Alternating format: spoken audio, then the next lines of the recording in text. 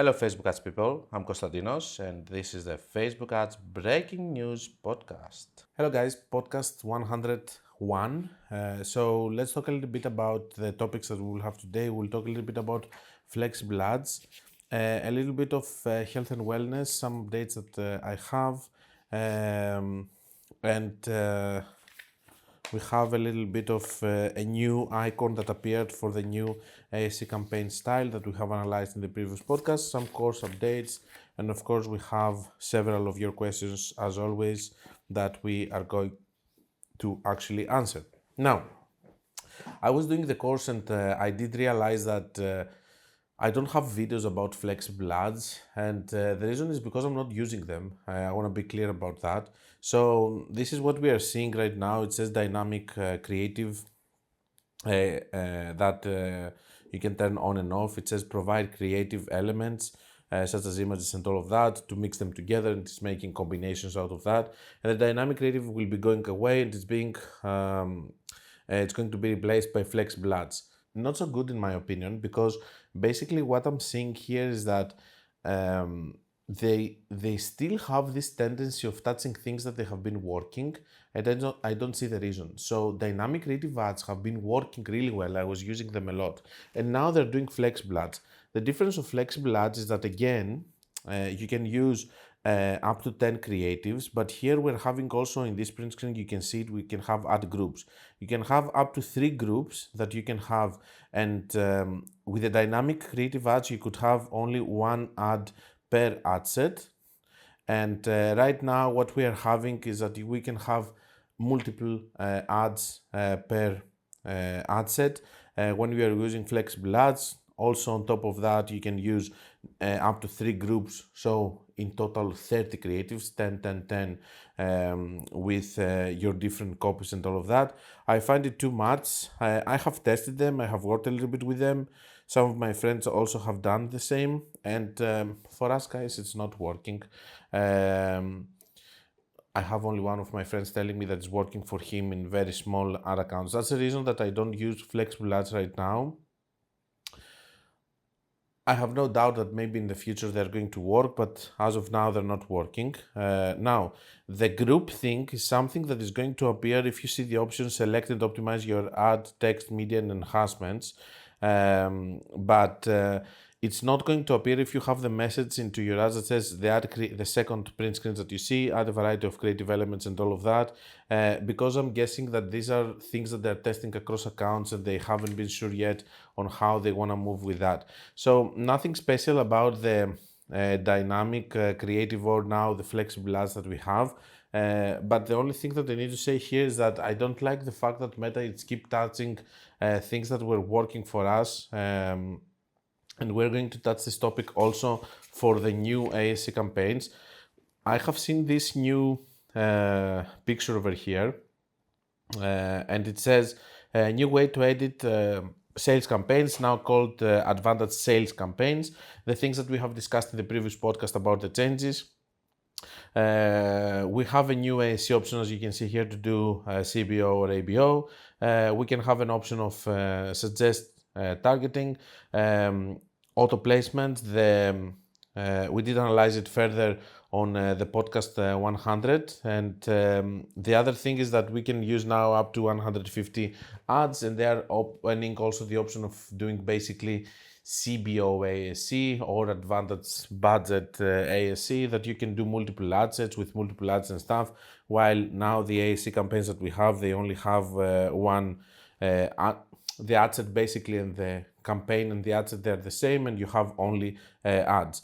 So this is a new icon that I have seen in other accounts, and obviously that means that the changes are rolling, and just so you know, they're going to appear in 10% of the accounts, then in 20%, 30%, and as they move along the way, if the response is okay, they're going to continue moving to more and more and more ad accounts. I hope that it's not going to be okay, because again, they're touching something that I really like, which is ASC campaigns, and they're making it different. In the previous spring, we did have this kind of change again, having multiple ad sets and CBO ASC campaigns, and I didn't like it at all. It didn't work also at all. But as I said in the previous podcast, maybe if it's going to work now, we will see again crazy method ASC campaign. Maybe it's a new era for this, okay? Maybe it's crazy method 2.0, as now people like to call things when they are the next generation. Now, I have seen in Triple Whale newsletter, it says how Meta's new conversion restriction will impact health and wellness brands in 2025. Since we have touched this topic also in the previous podcast, I would like to expand a little bit on what is their opinion. It says, brands rely on accurate conversion data to optimize their ads, and brands in the health and wellness space now face big limitations with data sharing on Meta, which began in January 2025. Advertisers are no longer able to track bottom-of-funnel events like conversions if the brand account itself is labeled as health and wellness brand on Meta. Additionally, they are not able to build on audience based on conversion events. This means that advertisers will need to get creative with how they advertise products in this sector. Triple Whale brands, however, will still maintain visibility into the entire funnel, a little bit of advertisement for them, even when Meta restricts visibility into lower funnel conversions. Again, they are pushing the same concept that it doesn't matter if you don't optimize for these events because you will be able to see who converted. But they neglect again that Meta is working with these events. It's something common that we see also in lead generation. So let's say, for example, that you have a company which is doing lead generation, and some of these leads, let's say they gather 50 leads, and out of these 50 leads, only 10 people are going to convert into a sale. That means that because Meta doesn't know which are these 10 people that they have actually converted within the 50 people, that the quality is going to drop by time because it's not going to optimize based on these 10 people to find similar 10 people to those that they actually purchased. This is going to happen also with these brands if they optimize for other events. Maybe they're going to be able to see some sales in Triple Whale of what's happening, but if you don't optimize for this event specifically, you are having a problem, which means that your results and the quality of your results, and it's going to drop by time, and maybe you will have to do a lot of freelances or whatever. But for sure, you cannot scale things just because you see in Triple Whale or in another third-party app that you're having good results with something, because these data don't go back to Facebook in order to optimize. So it's like you are gambling in something that Facebook doesn't see as a good and doesn't have the data to optimize for. For certain brands that don't fall into the most restrictive category, Sonar custom events can offer a way to send and optimize towards other conversion than the standard Meta events. They're pushing also the Sonar, but I haven't seen anything crazy with it also. Now, why did Meta make this change? It's a defensive mechanism from Meta to protect against exposure from promoting false health claims or sharing sensitive personal data. Meta considers customer purchase of health products and or remedies as health data. So if you're tracking the purchase of such a product and sending that information back to Meta, it would violating HIPAA under their advertising policy. It's the thing that I told you about getting sued, okay? What brands are affected? Any brand that's categorized by health and wellness brand is affected. They have some more clarity about that comparing to me. According to Meta, health and wellness brand is associated with medical conditions, specific health statuses, or provider-patient relationship, for example, a patient portal or wellness tracker for depression. So they have a much better categorization of health and wellness comparing to what I told you on podcast 100. So this is information that we can extract from this one. And then what has changed for advertisers? If a data source falls under a category with restrictions, Meta now limits or fully restricts. So we found a mistake also on their newsletter. The ability to share event data with Meta using Meta business tools. If this restriction exists for an advertiser, they will be informed via email as well as notification Meta Events Manager. In the case of health and wellness, this means a restriction on bottom of funnel events as well as the types of audiences you can target. So this is the one which is coming, and I had a comment from a person that when I commented about this, he said that he had a completely different experience. So I would like to read this one. So basically I couldn't find it, but I remember that it was a comment that was saying that this is not the case with us. It's not like we had a higher CPM. Meta stopped us from using events like purchases and all of that, and now we're using other kind of events, but the results are not the same. And I replied to him and I said that even like this, the outcome is the same. They're trying to limit people and you're still there advertising, so you're having some results, but you're going to spend less money and some other people are going to stop. So the result is kind of the same, and basically there are going to be left less people to advertise on that.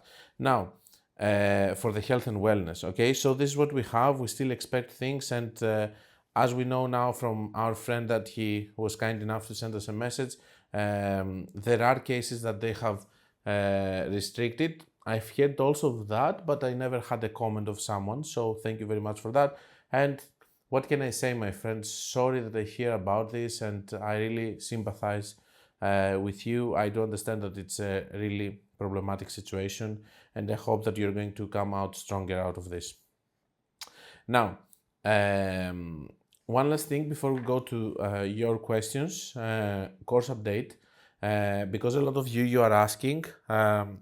I'm finishing next week, so by the end of the month of February, I'm finishing all the video shootings. Right now, it's more than 110 videos for the course. Some of those are bigger, some of those are smaller. There's going to be a lot of Loom videos for optimization, Loom videos from the Chosen 5. When I have the whole course ready, and I will video shoot it and it's going to be ready to go live, I will make just a podcast which is going to explain each one of the chapters and what you're going to expect to see there, and explaining the whole course so that you can decide if you want to buy it or not.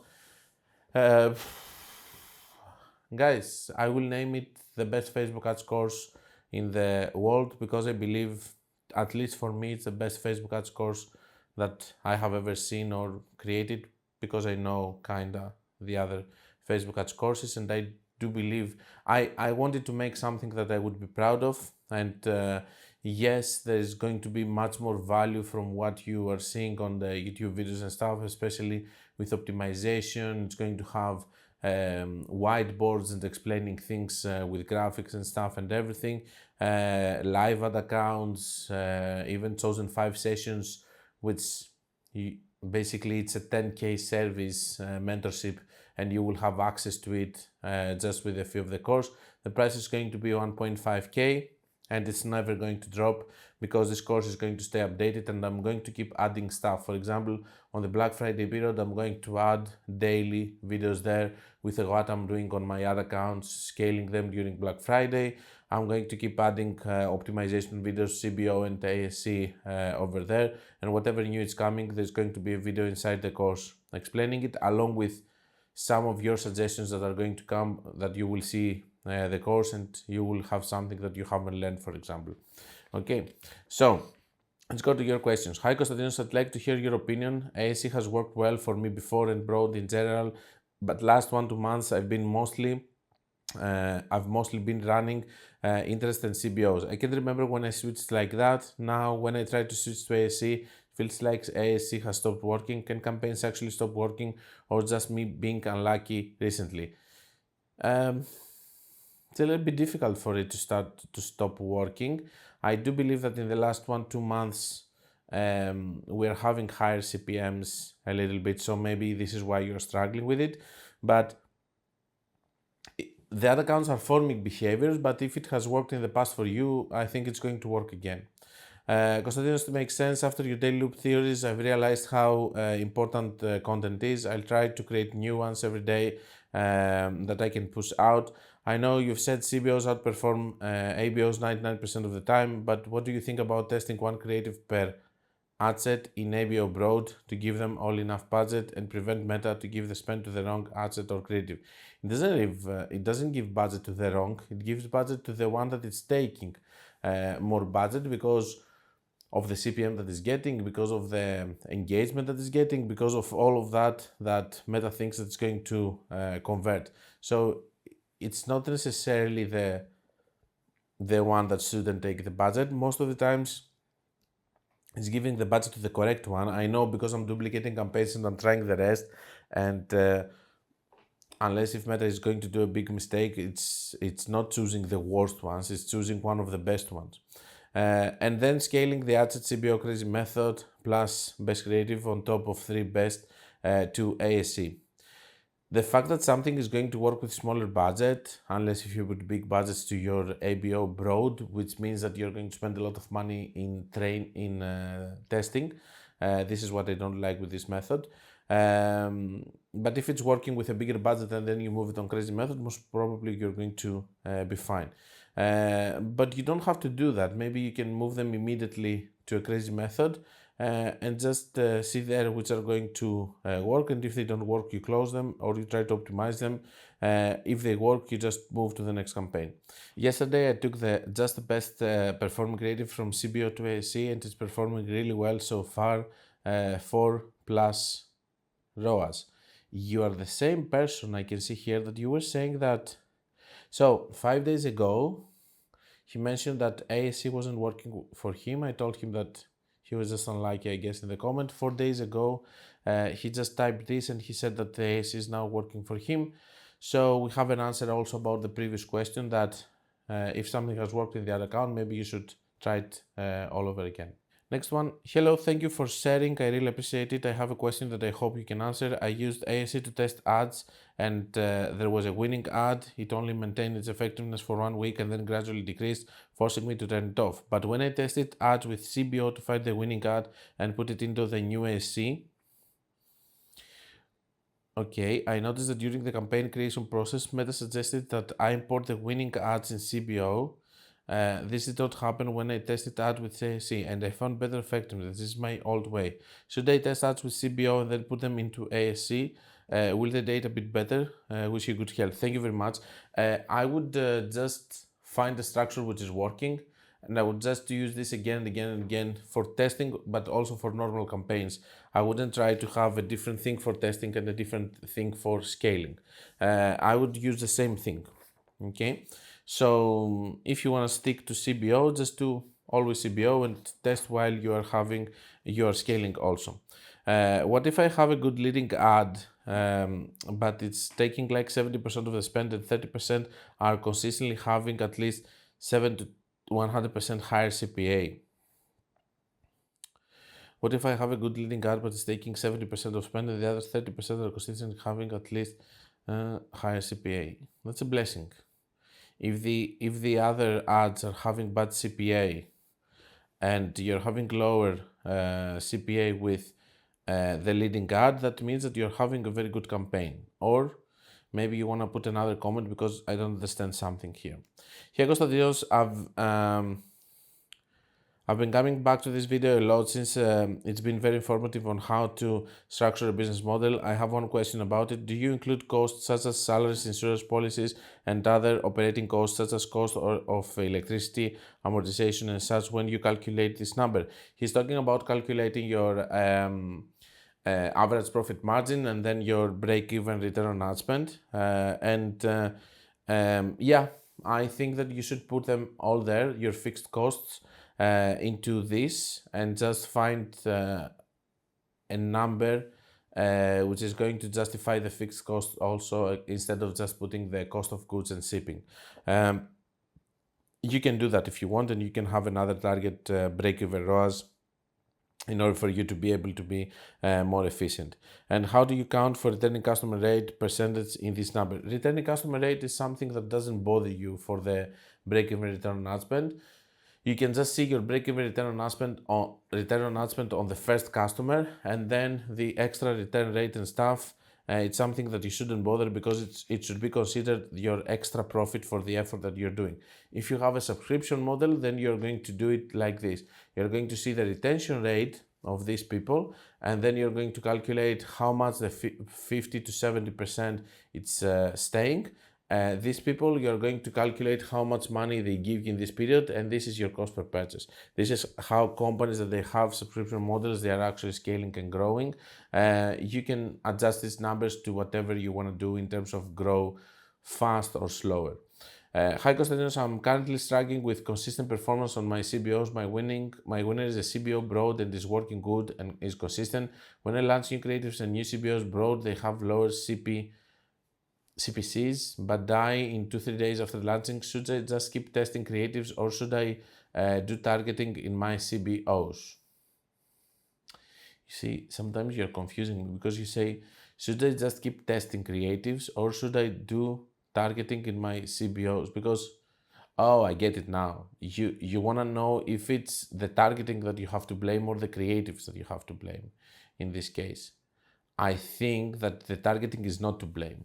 I think that you have something which is working with some creatives, and then you have the daily loop theory, which means that your campaigns are not scaling and you're cannibalizing one the other. You need to start doing other creatives with different angles in order to target different hot pockets. You can watch my daily loop theory videos in order to understand it more.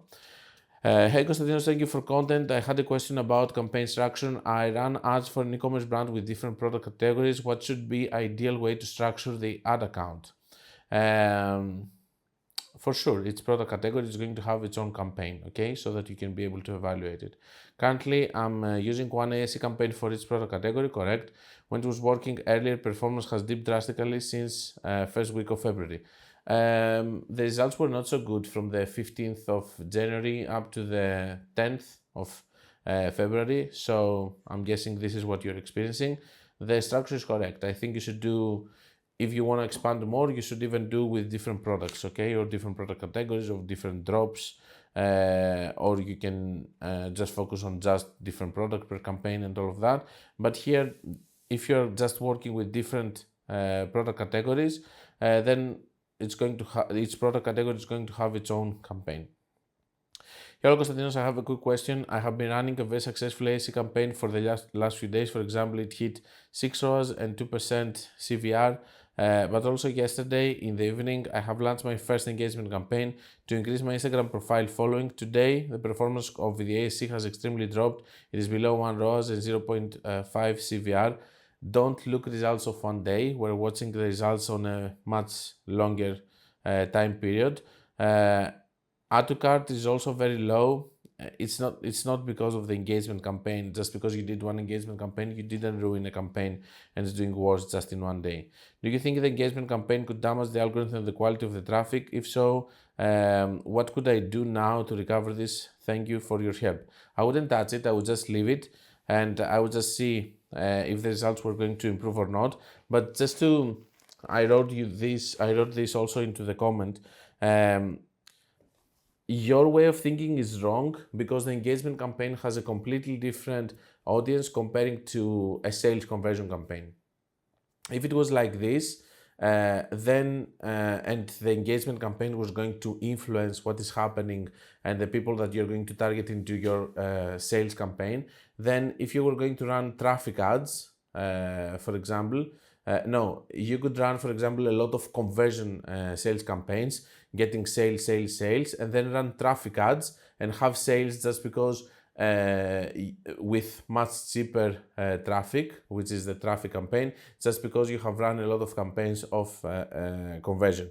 As you can understand, it's not correct if you think of it from the other side, in the example that I gave also. So traffic, engagement are different way of traffic, sales are different way of traffic, they have different mechanisms, they have nothing to do with each other and they are not influencing the results of each other. That's all I had for you. For the next one, I'm coming with a new attribution setting that it's in beta right now and Meta is actually testing it, and I will see you guys on the next one. This is the end of the first part of the Facebook Ads Breaking News podcast. If you don't want to miss the second half of the podcast, where I'm answering all the remaining questions of the week, visit my Patreon page following the link on the description.